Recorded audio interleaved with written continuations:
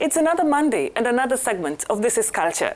Today we are looking at a theme that still remains to be a big challenge on the continent: corruption, a word mostly associated with those in authority. The 30th Ordinary Session of the African Union Summit kicks off today under the theme Winning the Fight Against Corruption, a Sustainable Path to Africa's Transformation. Just to show you how big of a problem this is on the continent, that the event, which will end next Monday, will be focusing on. But what is corruption? Transparency International defines the word as the abuse of power for private gains. When specifically viewed with Africa's history in mind, administrative corruption, though rampant across Africa today, is an alien culture. Pre-colonial Africa, for the most part, was founded on strong ethical values, sometimes packaged in spiritual terms, but with the end result of ensuring social justice and compliance. Colonialism introduced systematic corruption on a grand scale across much of sub-Saharan Africa. The repudiation of indigenous values, standards, checks and balances, and the pretensions of superimposing Western structures destabilized the well-run bureaucratic machinery previously in existence across pre-colonial Africa. The end result is what is rampant across Africa today: conspicuous consumption, absence of loyalty to the state, oppressive and corrupt state institutions, just to mention but a few. What held African communities together and brought administrative corruption down to the barest minimum was a set of rules and regulations, agreed principles and moral values that guided human interactions. To just prove to you that even Africans are tired of this vice, we take a look at some works produced by different Africans to enlighten the society against corruption. Award-winning journalist Sorius Samura produced a film on how rampant corruption is on the African continent. In his eye-opening film called Living with Corruption, Sorius reveals how corruption has become normal and accepted in Africa. Sadly, most aid money given by the West never reaches those it is meant to help. Instead, it is siphoned off by corrupt governments. Here's a look at the trailer.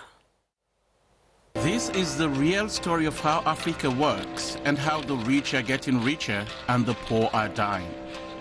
Despite the billions in Western aid pouring in, Africa is heading into oblivion. But it's not war, famine, and disease strangling our development, it's corruption.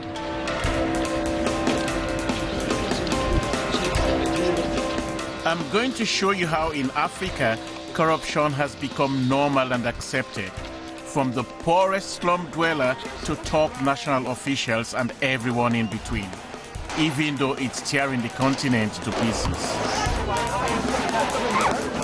Sylvestre Amusu is a film director from Benin. He produced a film in 2010 that recognizes that a step forward is the underside of corruption, though which cannot alone change the African situation. But the principal intention of this film director was to arouse in the spectator the desire to fight corruption, to take part in local elections, thus taking a step towards democracy. Un pas en avant, le dessous de la corruption, it's the title of the film of the Beninese director. In English, a step forward, an underside to corruption.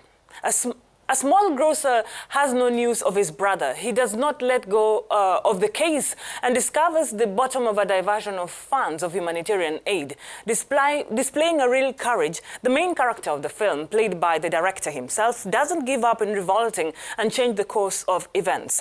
Through this film, Sylvestre is appealing to Africans to mobilize, a call to take an interest in the political situation of their countries. En résumé, le bateau arrive après-demain, tout est en ordre. Je ne sais pas si tu es du même avis que moi. Je trouve agréable que la communauté internationale nous aide personnellement, toi et moi.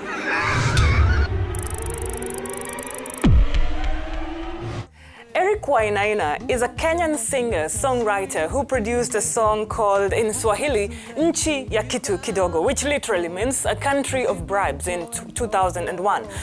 The song that launched his crusade against rampant corruption in the country. He received international accolades. Transparency International Kenya even supported him as an artist who would help educate people on the negativity of corruption, appointing him an ambassador. Take a listen.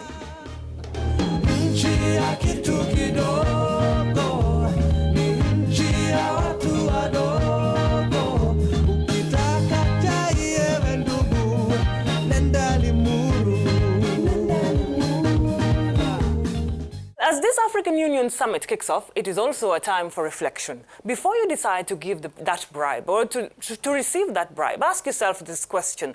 Is this the kind of society I'd want my future generation to go through as well? That despite their qualifications, they would have to prove their worth by paying a certain fee? Well, that's the much I had for you today. Till next time, it's goodbye.